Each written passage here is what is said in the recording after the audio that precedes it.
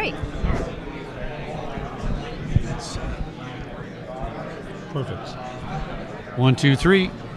Welcome to SecurityGuideTV.com at Black Hat 2017. What's your name, young man? I am Chris Pogue, head of Security Services and Integrations at Nuix. And now the COO.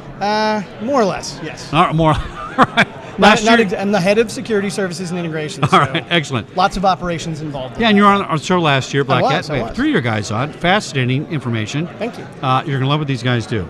So tell my neophyte here, Dorothy, what you guys do. Okay, well, Nuix historically started out as an e-discovery company, but then quickly moved into investigations and into cybersecurity. So where we've positioned ourselves now is kind of on an always-on solution, where we handle the full spectrum of the incident lifecycle, from initial contact with the adversary, through collections, analysis and investigation, and then post-incident litigation. We have a solution that fits into each one of those components or an entire platform.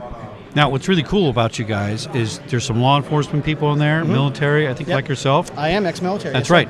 And so we get this feel from Nuix that there's people that know what they're doing over there. Absolutely. And not really cyber first. Correct. Investigations first, intelligence first. Different model, and I like it. I like it a lot because I think you can always teach somebody the ones and the zeros, but you can't always teach people that police intuition, that military bearing. That's something you have to acquire through experience. Correct. So this is kind of one of your models, isn't it? Because it allows you guys to investigate old school in a way, using technology. Correct. It is, because investigations really haven't changed, right? Since Cain slew Abel with a rock, we haven't had a rock problem, we've had people problems. And so you have to understand how people interact with the world around them. And so technology now just represents the new manifestation of those historical crimes. So using things like Occam's razor, Locard's exchange principle, all of those are still the mechanisms that we use to conduct investigations. We can just do it now at speed and scale that is unique to the security industry, but is no different from a foundational perspective. In fact, our latest CISO, who now works under my team, was the deputy CISO of the U.S. Secret Service. Oh, interesting. Retired, came here. His name is David Smith. It's phenomenal. So we've got former Secret Service agents, FBI, NCA, Australian Federal Police, military, all of us kind of zoned in on this one area that is really helping us to be successful. I'm so excited about this stuff because back in the 90s, I was doing internet investigations for Yahoo auctions. They don't even exist anymore. Before eBay, and busting people for selling our props from the Titanic at auctions. And the legal department was rolling their eyes saying, what is this? What's a hyperlink? What am I looking at here? HTML? What do you mean that's a website? And I would write these elaborate reports in Word where I put in hyperlinks to evidence documents, and they thought it was some kind of freaking genius. But it was the only way to present that kind of data. Correct. Too voluminous, right? And so I get that part of it because, like you just said, it's brilliantly said. It's an old problem with technology, but it's still the same processes. Correct. You got to have cops. And so when we have companies that come in and say, "Oh, I'm an IT guy, and I do your investigations," I go, "Okay, pal. Maybe I want to see a cop on the beat." Right. So isn't that cool, Dorothy? Yeah, it's very cool. And this is a space I have seen in my career on Wall Street, private equity, and in compliance that is not only needed but nascent. It really is, because when you think about financial services firms like banks, and in particular I wanted to ask you about financial crime investigations. This is not going away with the dark web, with the increasing sophistication. I mean, human trafficking, $150 billion industry, child porn, $90 billion. There's a lot of money changing hands. So can you talk to us about a particular use case since you were last here at Black Hat 2016? And what type of knowledge you have garnered since then that you can then share with clients and help them? Sure, but going back to your first point, just real quickly, at the end of any investigation, like any police investigation, you have to write a report.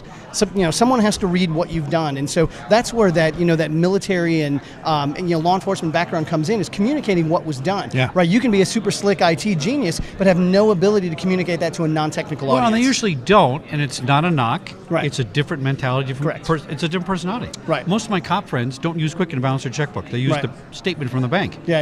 but they can write a hell of a report. Exactly, and that's where you get the convergence of both fields, and what really makes us successful is we can communicate that to whoever our target audience is. Is it a judge and a jury? Is it a CEO? Is it other technical people? Right. So knowing your target audience, being able to hit that. So back to your question originally, before I diverted. Sorry about that.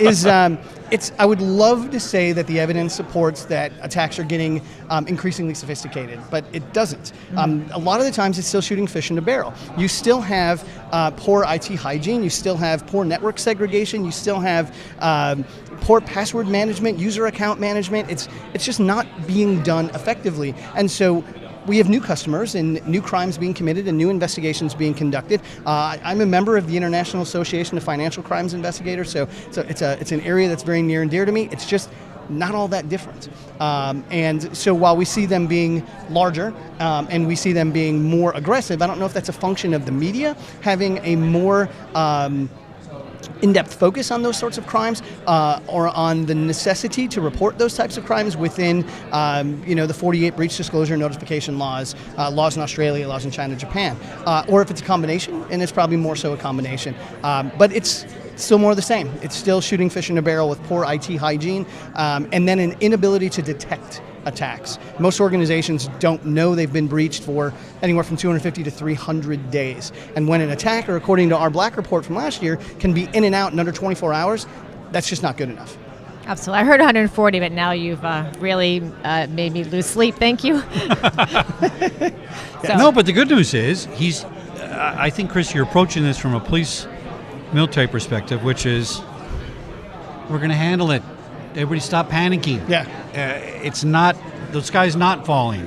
It is what it is. Let's deal with what it is, not with what you want it to be, right, or what you think it is. Right. And if you deal with what is, it's more effective. Mm-hmm. I think you're right on that. The media wants to, I got to have ratings. It's a virus attacking the world. All right. It's, the sky's not falling. Right. And it makes me feel safe when you speak like that, because I would hire you in a second, because you're going to get it done. Right. And at the end of the day, it's it. And that's one of the things we're fighting too in some of our investigations, is just helping our clients to understand the CSI effect. Right. We're not going to have an answer in 24 hours. Taking forensic images takes time. Pouring through gigabytes and gigabytes of logs takes time. Now, we used to say in the Army, you can be fast or you can be accurate, but you can't be both.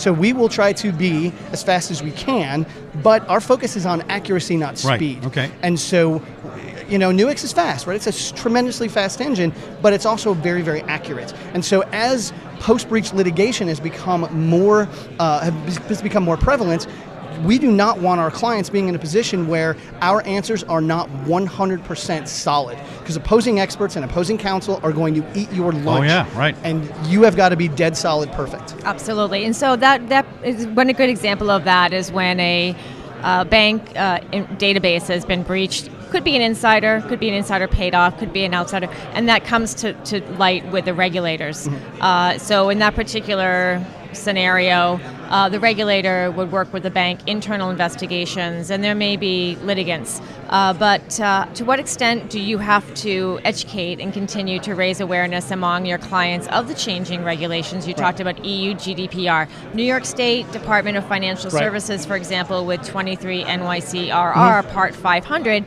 is a big part of that is incident reporting. Mm-hmm. So that's a very good point you made about maybe it's just simply a matter of more incidents being reported. Right. So what is your view? What do you see in terms of the changing regulatory landscape for your clients? And I love that. And so version 2 of the New York State financial regulation is so much better than version 1. So big shout out to New York. They got it right the second time. I think GDPR is going to be fantastic, because what we've faced in the GRC world, right, governance, risk, and compliance, over years there was no teeth in it. So an organization had really no impetus to make those sort of effective changes.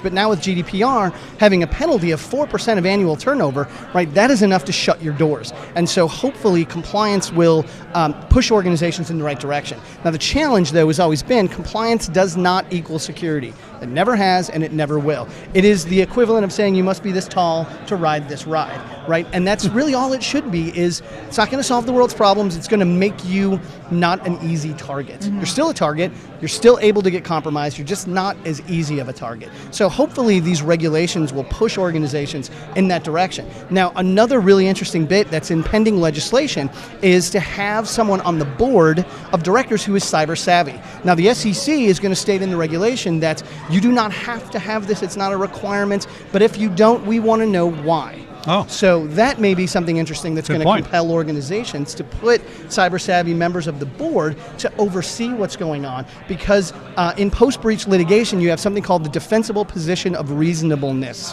which is debated hotly between cybersecurity experts and attorneys to determine what is reasonable. What's reasonable to me may not be reasonable to you.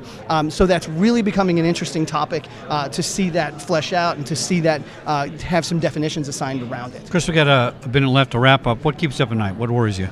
The kinetic impact of cyber attacks, cars, dams, nuclear centrifuges, things that are going to impact human behavior. I think as we march towards more of an integration of technology into our daily lives, we're going to start to see cyber attacks have real kinetic, no kidding, human being impact. Interesting. Great answer.